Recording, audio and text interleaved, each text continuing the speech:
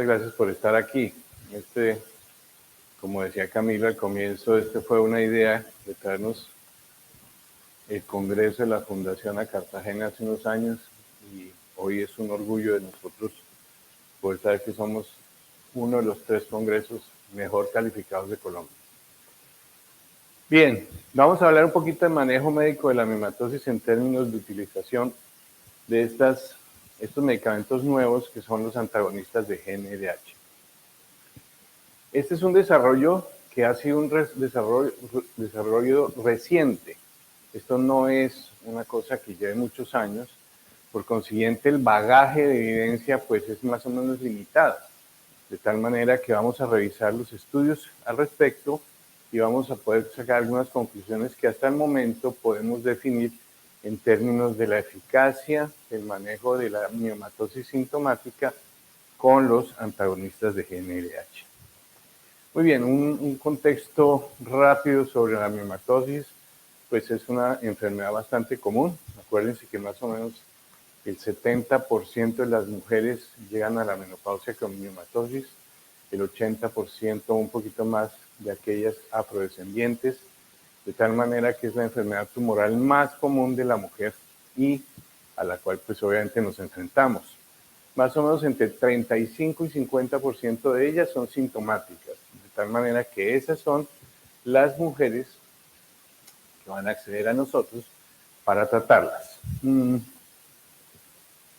¿Qué síntomas producen? Hemorragia uterina anormal, sangrado menstrual abundante, que se define como más de 80 mililitros en una menstruación, masa o sensación de masa pélvica, compresión de órganos vecinos, dolor pélvico, obviamente es una de las condiciones clásicas de la miomatosis, y la infertilidad como última, pero no menos importante, de las condiciones de esta enfermedad.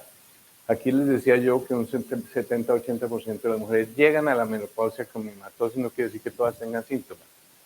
Y hay factores de riesgo bien identificados, como son la raza, obviamente dentro de la etiopatogenia hay unas mutaciones de 2 tipos de cromosomas ya identificados que llevan a que aparezcan estos tumores: obesidad, sobrepeso, hipertensión, menarquia temprana. Dicen que tomar más de 7 cervezas a la semana, y me acordaba yo con esto de lo que presentaba el doctor Moreno, que la disertación que yo hice en la Academia Nacional de Medicina fue precisamente el mismo título, exactamente el mismo título, y encontramos en la revisión sistemática de esas asociaciones que a veces parecen ridículas y que en el fondo lo son, como por ejemplo que las mujeres zurdas tenían más cáncer de seno, que las mujeres que habían comido papas fritas antes de los 8 años tenían más cáncer de seno, que las mujeres que comían más de 80 gramos de carne a la semana, al día, en promedio, tenían más cáncer de seno, o sea que todas las uruguayas deberían tener cáncer de seno. Y toda esa asociación, que es una pandemia en la evidencia que hay en medicina, es la que nos lleva a confundirnos y a confundir a las pacientes en esto. Entonces no puedo tomar cerveza porque me da más miomatosis. Y la nulliparidad. A nosotros nos enseñaban que era la enfermedad de las monjas. Papeles de los esteroides sexuales pues son muy importantes. También nos enseñaron a nosotros que los estrógenos aumentaban los miomas. Y en realidad sabemos hace unos años que los estrógenos lo que hacen es aumentar los receptores de progesterona en el mioma. Y eso hace que la progesterona tenga más acción sobre el crecimiento y desarrollo de los tumores. Por eso hoy sabemos que es la progesterona la responsable de ese crecimiento. ¿Y por qué es tan evidente? Fíjense, aquí estamos viendo los receptores de progesterona, acá, y los receptores de estrógeno en un mioma. Evidentemente son mucho más altos en número los receptores de progesterona. Esto todo lleva a un impacto importante en la calidad de vida de los pacientes. Es definitivo que el sangrar tanto, el tener dolor, lleva a un compromiso de la calidad de vida.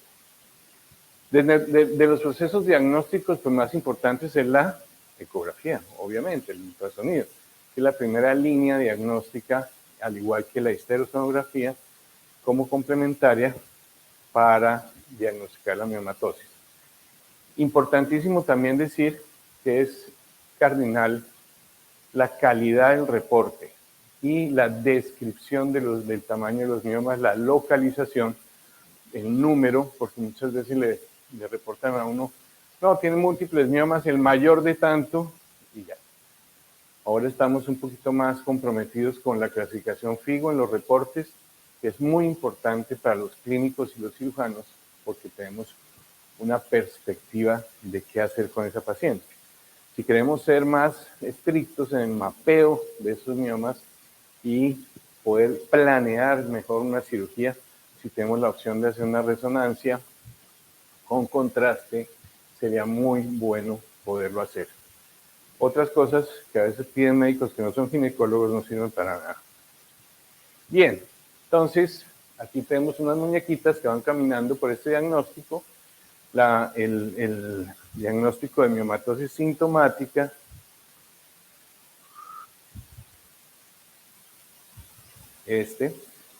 acá, bueno. Y tenemos que preguntarnos cuáles son las expectativas de la paciente, porque es muy importante que ellas tengan, en el contexto de su tratamiento, su deseo. Yo quiero o no cirugía. O está indicada o no la cirugía. Es que yo no quiero una histerectomía. Es que yo no quiero cirugía, yo no quiero miomectomía, no quiero nada de eso. Deme otra opción. Y dentro de las guías, en muchos países, siempre hay un nuevo brazo que dice mujer que no quiere cirugía. No quiere cirugía. ¿Qué le hacemos a esa mujer? Entonces, la primera pregunta es si vamos a preservar la fertilidad o no. Y en ese sentido, pues hoy sabemos que muchas mujeres están accediendo a la congelación o cristalización de óvulos para preservar la fertilidad más allá. No necesariamente para que ella pueda tener el bebé, pero puede subrogar un útero o cualquiera de estas opciones que hay. ¿Por qué? Porque no sabemos si ella pueda terminar una cirugía o no, por su condición de miomatosis. Y obviamente definir si el tratamiento médico que más le conviene al paciente es la cirugía o es el médico. Ahora, aquella que quiere preservar el útero también necesitamos plantearnos la opción de qué medicamentos nos dan opciones de tratamiento a largo plazo. A largo plazo, porque es una enfermedad que es de largo plazo. Y si esa paciente va a terminar un tratamiento quirúrgico, si se beneficiaría de un tratamiento previo a esa cirugía. Bien. Entonces, dentro del tratamiento médico tenemos tratamiento sintomático o medicamentos que son target de la enfermedad, que ya vamos a ver. La intervención que no es quirúrgica como tal, como la embolización de arterias nutricias o de arterias uterinas, o resonancias que dirigen otras intervenciones sobre los miomas, de las cuales no tenemos mucha experiencia, no tenemos mucha casuística y menos en Colombia. Y con respecto a la cirugía, pues que ya conocemos la miomectomía o la histerectomía, que tienen diferentes vías y que no es de lo que vamos a hablar hoy. El ácido tranexámico como primera opción al comenzar el manejo del sangrado menstrual abundante es muy importante porque produce una reducción significativa de ese sangrado. Es un inhibidor de la lisina, muy parecido a la lisina, entonces disminuye la cantidad de sangrado de forma muy importante, independientemente de si es o no solo miomatosis. No es una opción hormonal y eso también es muy importante. El dispositivo de levonorgestrel tiene estudios muy pequeños en comparación con progestinas, diferentes progestinas, son orales, esas progestinas con las que se ha comparado, y sí reduce obviamente el sangrado menstrual de forma significativa, pero no es tratamiento como tal de la miomatosis y no está contraindicado aplicarlo en miomas submucosos, que son los que más sangran, entonces. Y los anticonceptivos orales combinados, que tienen muchas indicaciones off-label que nos inventamos nosotros, como la endometriosis y la miomatosis, pues a pesar de ser muy accesible en costo y ser anticonceptivo, pues tiene muy escasa evidencia de mala calidad en eficacia en miomatosis uterina. ¿Cómo actúan los antagonistas de GnRH? Esto es muy importante porque tiene diferencias que son cardinales. La primera, los antagonistas son orales, no son inyectados. La segunda importante es que no producen ese flare-up, ese disparo que producen los agonistas de FSH-LH y por consiguiente estrógenos, o sea, estradiol. Ellos hacen un bloqueo inmediato, irreversible de la secreción de gonadotropinas, por eso una reducción muy rápida de estrógenos y progesterona. O sea, tiene el mismo pensamiento de acción de los agonistas, con la diferencia es que rápidamente produce el bloqueo de FSH-LH. Por eso a los infertólogos les interesa mucho utilizar estos antagonistas cuando van a preparar todo el esquema para inducción de ovulación. ¿Cuáles son los que tenemos en la clínica? Tenemos tres, el Elagolix, el Relugolix y el Linzagolix. Facilísimo aprenderse esos nombres, pero bueno. El Elagolix ya fue aprobado en los Estados Unidos para endometriosis, dolor por endometriosis y una indicación anexa para el sangrado menstrual abundante. ¿Cuál es el problema del Elagolix? Que tiene 2 pastillas al día. Una que solo tiene Elagolix y otra que tiene Elagolix con estradiol más neta, noretisterona. La segunda es Relugolix, que está aprobada en Japón, está aprobada por la EMA en Europa para un sangrado menstrual abundante debido a miomatosis uterina. También está en fase 3 para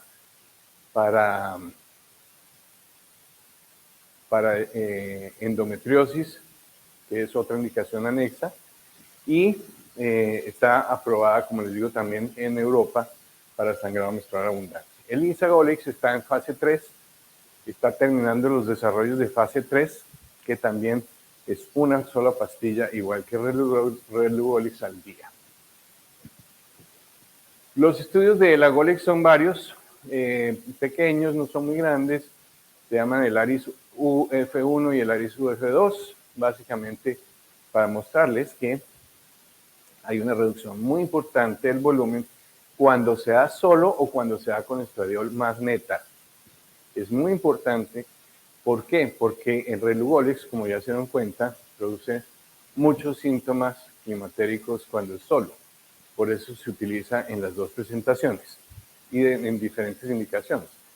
Por eso los infertólogos usan más el solo, el antagonista solo, mientras que para el tratamiento de estas condiciones se utilizan los combinados con terapia ADVAC. Reducción importante del volumen, del sangrado, disminución de la densidad mineral ósea, obviamente se da mucho más con el antagonista solo que con el antagonista con terapia ADVAC.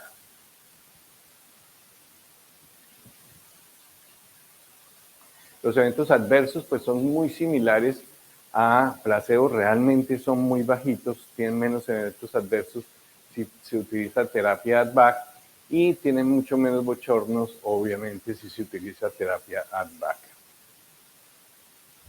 La última generación pues es el Relugolix, que está aquí comparado con Leuprolide, una reducción muy importante cuando se aplica solo en el volumen uterino, el volumen del bioma mayor y obviamente mejoría de la hemoglobina de un 80 y pico %.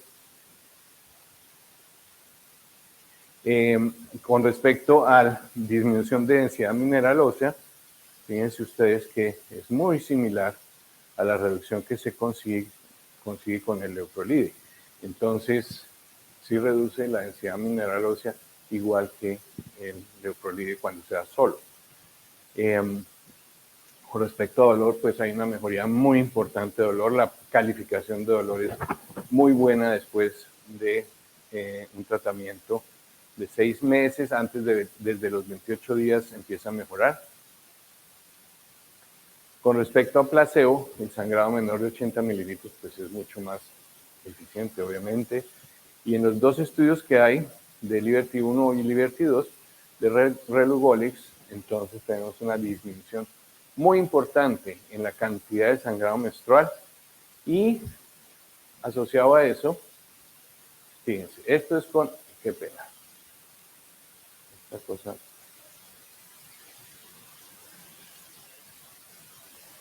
no, vamos a echar para atrás acá, ya, qué pena. Aquí está. Con respecto a dolor, pues el placebo pues no funciona con respecto a dolor.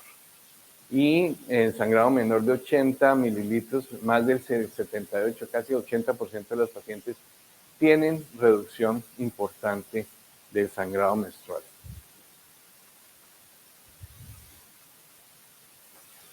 Bien, ahora, ¿cuál es la proporción de pacientes que tienen sangrado menor de 80 y una reducción de por lo menos el 50% de sangrado menstrual? Pues más del 70% en ambos estudios, Liberty 1 y Liberty 2. Básicamente es exactamente lo mismo.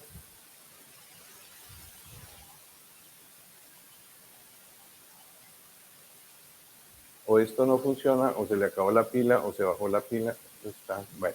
Amenorrea, más del 50% de las mujeres entran en amenorrea muy rápidamente y en los estudios mostraron, fíjense, que en ambos, con relugolix solo o relugolix con AdVac, mejoraban el sangrado tanto que entraban en amenorrea. Bien, con respecto a dolor, exactamente los mismos resultados, muy buenos resultados. Y el volumen que con relugolix es mucho más evidente que con elagolix, pues nos mostraba una reducción también muy importante, a pesar de tener terapia AdVac. O sea, la reducción del volumen también se da con terapia AdVac. Y los eventos secundarios, igual que con elagolix, eran muy bajos en frecuencia o en incidencia, y en aquellas pacientes que tenían con terapia AdVac, pues los oleadas de calor eran mucho mejores. Y esta es una extensión del mismo relugolix a 52 semanas más, o sea, hasta 2 años, de tal manera que podemos pensar que lo que queremos ver es si hay recaídas en esas pacientes en términos de sangrado menstrual, y fíjese que una disminución del 83% de las recaídas a 52 semanas, o sea, 1 año, con el tratamiento. Con neta, ¿no? Esto es con terapia AdVac. Y la densidad mineral ósea se comportó muy bien en el tiempo también, no solo durante el tratamiento, sino en la extensión del experimento, de tal manera que los estudios con esta molécula preclínicos demostraron pues una acción antagonista potente de los receptores de GnRH. La farmacocinética demostró una vida media muy larga, que es una ventaja importante, sobre todo en aquellas pacientes que tienen olvidos en sus dosis diarias.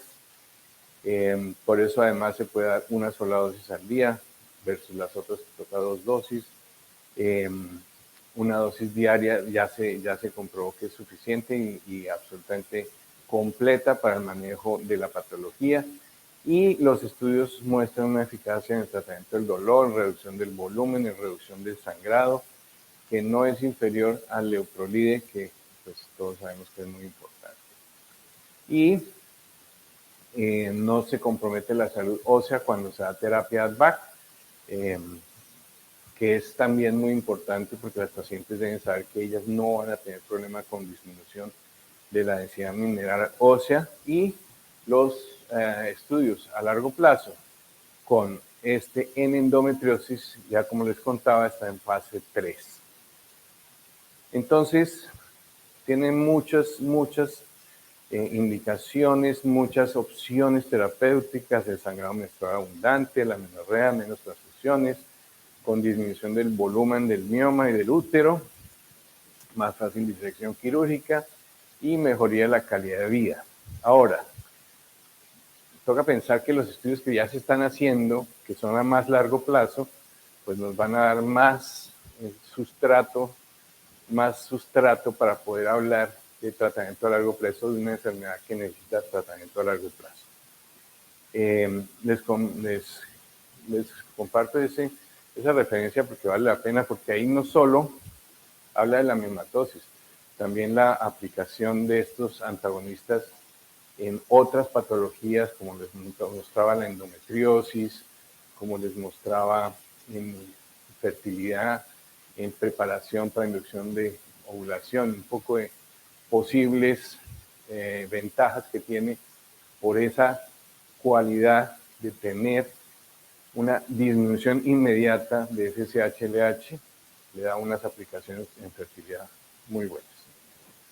Terminé 22 segundos antes. Muchas gracias.